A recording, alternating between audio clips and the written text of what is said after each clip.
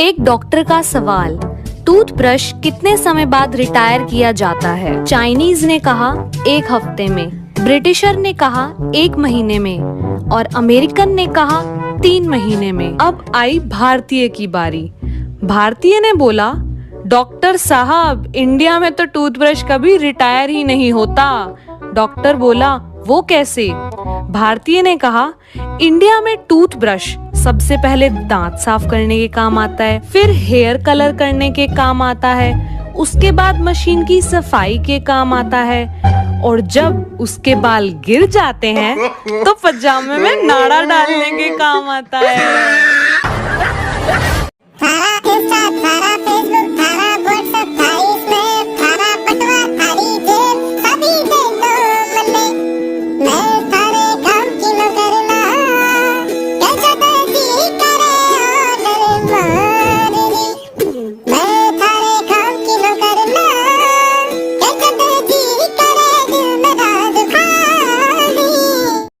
एक जापानी tourist India आया, उसने टैक्सी ली और उसमें बैठ गया। इंडिया का ट्रैफिक देखकर वह थोड़ा परेशान सा लग रहा था और अपने जापान देश की तारीफ करता जा रहा था। तभी रास्ते में एक कार तेज रफ्तार से निकली। तभी उस कार को देखकर वह टूरिस्ट चिल्लाया, अरे वो देखो, टोयोटा की car, made in Japan, very very fast. तभी 5 मिनट बाद एक और कार निकली। वो टूरिस्ट फिर चिल्लाया, अरे ये तो निसान की कार थी, ये भी made in Japan, very very fast. Taxi driver हिंदुस्तानी था और उस जापानी टूरिस्ट को अपने देश की इतनी तारीफ करना उसे अच्छा नहीं लग रहा था।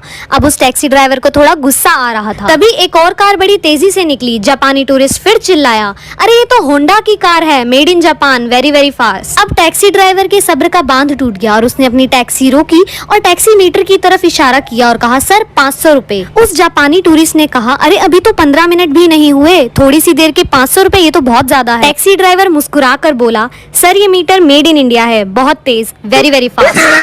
12 साल बाद वो जेल से छूटा। जेल से निकलते ही उसे बाहर की ताजी हवा अच्छी लगने लगी और वह खुली हवा में सांस लेने लगा। तो उसने सोचा कि मैं घर पैदल चलकर ही जाता हूँ। तो वह पूरा रास्ता अपने घर की ओर चलकर ही गया। घर पहुँचते ही उसकी बीवी चिल्लाई, कहाँ घूम रहे थे इतनी देर? आपकी रिहाई तो 2 घंटे पहले ही हो गई थी ना। वो आदमी वापस जेल ही चला गया।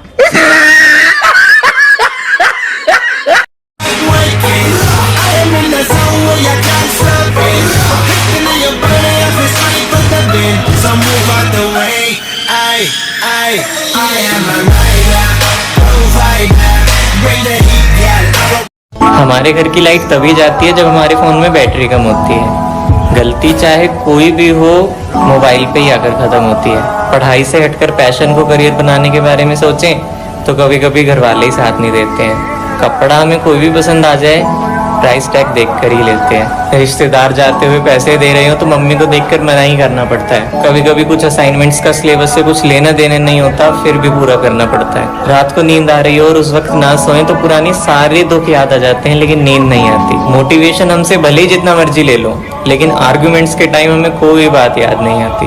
समोसे में काजू निकल जाए तो बहुत स्पेशल फील होता है। हमारी आंखें नहीं रोती, हमारा दिल रोता है। न जाने कितनी बार टूटता है। एक ही तो दिल है। हमेशा महसूस होता है कि मिडिल क्लास होना कितना मुश्किल है। एक आदमी के दरवाजे पे उसकी मौत खड़ी थी। आदमी ने दरवाजा खोला तो मौत ने कहा, आज तुम्हारा आखिरी दिन है, मैं तुम्हें लेने आई हूँ। आदमी ने कहा, पर मैं तैयार नहीं हूँ। मौत ने कहा, पर मेरी लिस्ट में अगला नाम तुम्हारा ही है। आदमी ने कहा, ठीक है, तुम इतने बैठो, क्यों ना मुझे ले जाने से पहले मैं तुम्हारे लिए कुछ खाने पीने के लिए लेकर आऊं। उसकी मौत ने कहा, क्यों नहीं। फिर आदमी गया और उसके खाने में नींद की गोली मिलाकर उसके लिए खाना ले आया। मौत ने खाना खाया और फिर गहरी नींद में सो गई। फिर आदमी ने फटाफट मौत की लिस्ट में से अपना नाम सबसे ऊपर से हटाकर सबसे नीचे लिख दिया। जब मौत नींद से उठी तो उसने आदमी को कहा, मैं तुम्हारे इस दयालु स्वभाव से बहुत प्रसन्न हुई। चिंता मत करो बालक, अब लिस्ट की शुरुआत ऊपर से नहीं, नीचे से होगी। एक बार एक हवाई जहाज में 5 लोग सफर कर रहे थे। धोनी, अंबानी, राहुल गांधी, नरेंद्र मोदी और एक छोटी सी बच्ची। अचानक जहाज में कुछ खराबी आ गई। वहां पर 4 पैराशूट थे। धोनी बोला, मैं दुनिया का महान बल्लेबाज हूं, मेरा जिंदा रहना जरूरी है। फिर एक पैराशूट लेकर कूद गया। अंबानी बोला, मैं भारत के अमीर लोगों में से हूं, मेरा रहना जरूरी है। फिर अंबानी भी एक पैराशूट लेकर कूद गया। राहुल गांधी बोला, मैं इस देश का सबसे लोकप्रिय नेता हूं, मेरा जिंदा रहना जरूरी है। फिर वो भी एक पैराशूट लेकर कूद गया। नरेंद्र मोदी बच्ची से बोले, बेटा आप देश की भविष्य हो, जाओ आप आखिरी पैराशूट लेकर कूद जाओ। बच्ची बोली, लेकिन यहां पर तो 2 पैराशूट है, राहुल गांधी तो मेरा स्कूल बैग लेकर कूद गए। सुनो गौर से, पेप्सी वालों बुरी नजर ना ड्यू पे डालो, चाहे जितना जोर लगा लो सबसे आगे होंगे। नींबू पानी हमने पिया है, तुम भी पियो। जब काम वाली पोछा लगा रही हो और मुझसे गलती से फर्श गंदा हो जाता है तो वो कहती है कि कोई बात नहीं, आप जाओ, मैं यहाँ दोबारा साफ कर दूंगी। और जब मम्मी पोछा लगा रही होती है और मुझसे गलती से फर्श गंदा हो जाता है तो वो कहती है कि बेवकूफ देखकर नहीं चल सकता, सारा दिन मोबाइल में घुसा रहता है।